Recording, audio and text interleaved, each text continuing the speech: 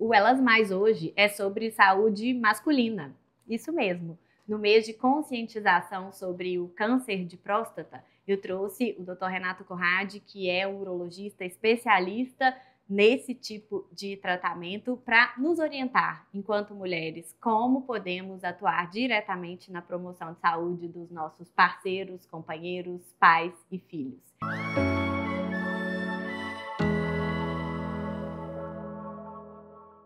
O podcast Elas Mais está super especial. Estamos em novembro, que é o mês de conscientização sobre o câncer de próstata, e para inaugurar o primeiro convidado homem do nosso podcast Elas Mais, eu trouxe o convidado mais especial que já passou por aqui. Dr. Renato Corradi, não por acaso meu marido, é médico urologista, uma referência no tratamento do câncer de próstata, e por isso eu escolhi para estar aqui, para falar para nós, mulheres, como que nós podemos ajudar os nossos companheiros, os nossos pais, os nossos filhos em relação à prevenção e ao tratamento do câncer de próstata. Doutor Renato, muito obrigada por ter aceitado participar, contribuir voluntariamente para o podcast Elas Mais sobre esse tema tão especial.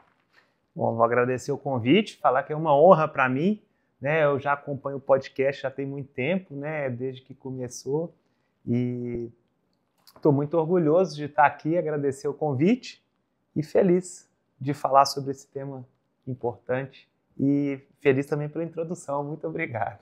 Vocês muitas vezes não sabem nem o que é a próstata, para que serve a próstata. Então vamos aproveitar essa oportunidade. Explica para nós, Renato, o que é a próstata e por que existe uma incidência tão grande do câncer de próstata. Bom, então a próstata é um órgão do sistema reprodutor masculino, então ela é responsável pela formação da maior parte do esperma. E ela fica na posição que ela fica entre a bexiga e o canal da urina, que é a uretra, e tem uma elevada incidência de câncer nessa glândula. Então, hoje, o câncer de próstata é o segundo câncer mais prevalente nos homens. Daí essa importância dessa campanha do Novembro Azul. E quais que são os principais fatores de risco para o câncer de próstata? Uma vez que ele é tão prevalente, o que a gente pode fazer para preveni-lo? É possível? Sim, eu acho muito interessante porque a campanha de Novembro Azul, a gente fala muito sobre prevenção. Ficou esse nome, prevenção. A gente vê que não existe muita prevenção do câncer de próstata. É lógico que podemos fazer algumas medidas para a saúde em geral. Uma boa alimentação, exercícios físicos, evitar tabagismo, evitar etilismo. Mas a prevenção do câncer de próstata é um pouco difícil. Mas essa campanha de Novembro Azul é uma campanha que a gente busca mais fazer o diagnóstico precoce. Por quê? Porque muitas vezes o câncer de próstata ele é silencioso. Ele vai aparecer num homem sem sintomas. Então, a partir de uma certa idade, nós começamos a fazer esse rastreamento, né? Que seria a partir dos 50 anos. Então, você me perguntou sobre fatores de risco. Primeiro, o maior fator de risco, idade. Quanto mais velho o homem, maior a chance de ter o câncer de próstata. Outro fator de risco, história familiar. Então, se a pessoa tem pai ou irmão com câncer de próstata, esse é um fator de risco importante. Tá? Então, o que a gente faz? A gente segue as diretrizes da Sociedade Brasileira de Urologia. Então, a partir dos 50 anos, nós começamos o rastreamento para a população em geral e para pacientes que têm história familiar, pacientes com irmão ou pai com câncer de próstata, nós vamos começar com 45 anos. Acho que hoje em dia menos, mas é comum a gente ver muitos homens resistindo à consulta. Não sei se por questões sociais, culturais ou mesmo pelo temor de um possível diagnóstico. E como que a gente pode estimulá-los a buscar essa ajuda? Eu falo isso porque nós mulheres, muitas vezes, nós estamos acostumadas a ir ao ginecologista desde cedo, a gente tem aquela médica nessa situação de orientar em relação à promoção de saúde ao longo da vida. Mas os homens, eu falo que quando eles vêm à consulta, ou eles vêm com a mãe, ou eles vêm com a esposa, ou vêm quando alguma coisa já aconteceu. Então, o rastreamento é importante, mas como orientá-los em relação a buscar um cuidado especialista? Ótimo, assim, hoje realmente a gente vê o preconceito, né? O preconceito muito se dá por causa que o exame de rastreamento ele é feito com um toque retal, que é o que mais afasta os homens do consultório, e o exame de sangue, que é o PSA. Então, uma forma de que eu oriento, eu falo que se a pessoa, por exemplo, está com medo de descobrir alguma coisa, a hora certa de descobrir é quando uma doença está no começo. Por quê? Porque essa doença vai ter tratamento e o tratamento ela vai gerar menos efeitos colaterais. Então, eu acredito que uma forma de incentivar seria isso. E eu penso muito no Novembro Azul como eu não só sobre conscientização do câncer de próstata. Eu acho que essa campanha está crescendo e chegando num nível que eu acho que é muito mais para se levar o homem ao médico. Porque muitas vezes vai ser a primeira vez que o homem vai ao médico, vai ser quando ele vai ao urologista. 45, 50 anos. Então é a hora do homem conversar com o seu médico sobre seus medos, sobre fatores prevalentes, como fatores sexuais, de impotência sexual, alguma dificuldade, alguma dúvida, fatores urinários que também são frequentes. E, além disso, é uma oportunidade de se fazer exames gerais. E vai medir colesterol, glicose, e pode ser que sim, a gente encontre algumas condições que podem ser melhoradas, que podem ajudar a promover a saúde do homem. Isso é muito importante. Inclusive, a gente fala sobre isso em casa, que o fator de risco principal para qualquer doença é a idade. Então, a gente vai envelhecendo, realmente a gente tem mais chance de desenvolver doenças de todos os tipos, doenças cardiovasculares, doenças neurodegenerativas, doenças metabólicas e alguns tipos de câncer.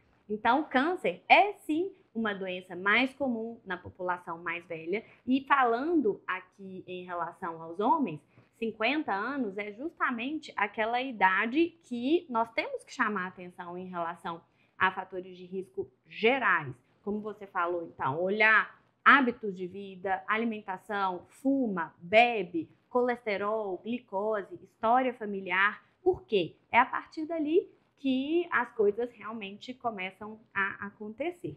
Mas como que a gente pode influenciá-los nesse sentido? Quer dizer, ou tirar um pouco dessa resistência. O exame dói?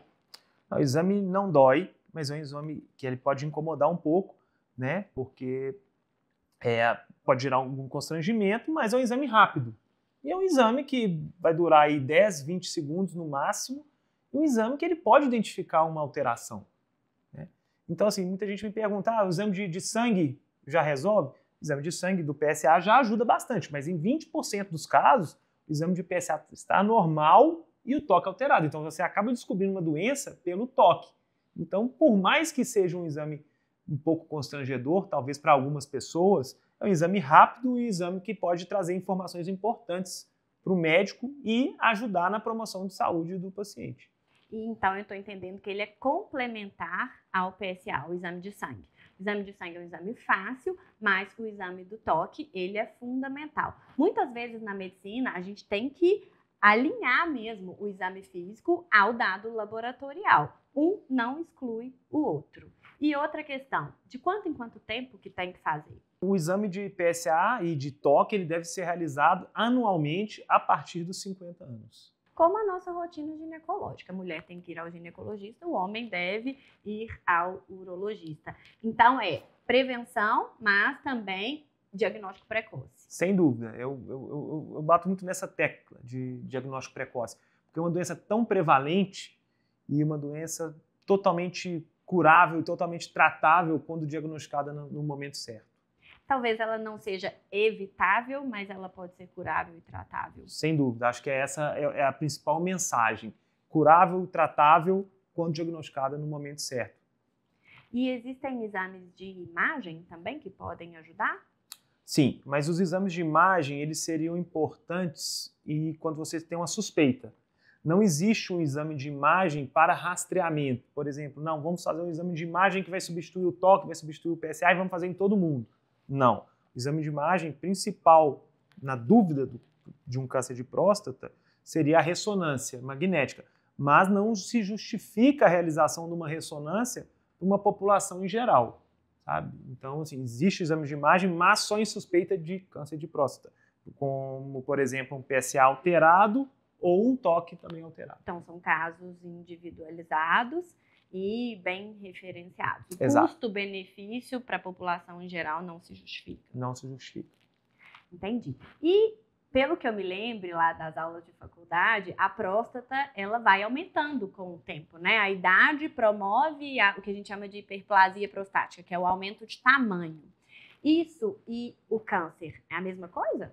Não, boa pergunta, porque a hiperplasia da próstata, ela vai acometer praticamente todos os homens, né, que viverem muito tempo. E a hiperplasia é só o crescimento benigno.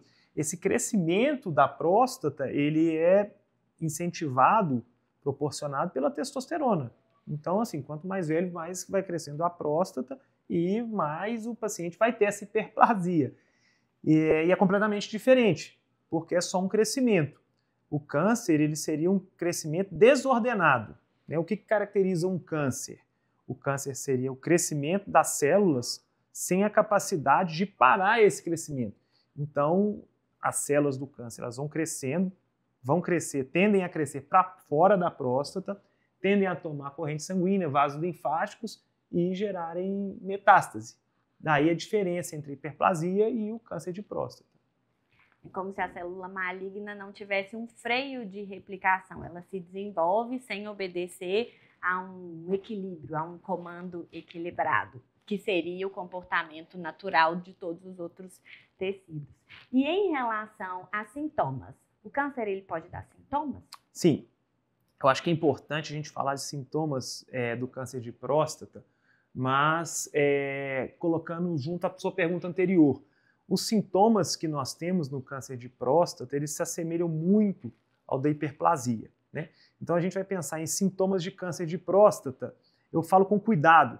Por quê? Porque eu tenho medo de alarmar muito a população, porque a hiperplasia ela é mais frequente que o câncer. Então os sintomas do câncer de próstata eles vão se confundir com o da hiperplasia, que pode ser uma dificuldade de urinar, dor a urinar, sangue na urina. Esses seriam os sintomas da hiperplasia e do câncer. Os sintomas são muito parecidos.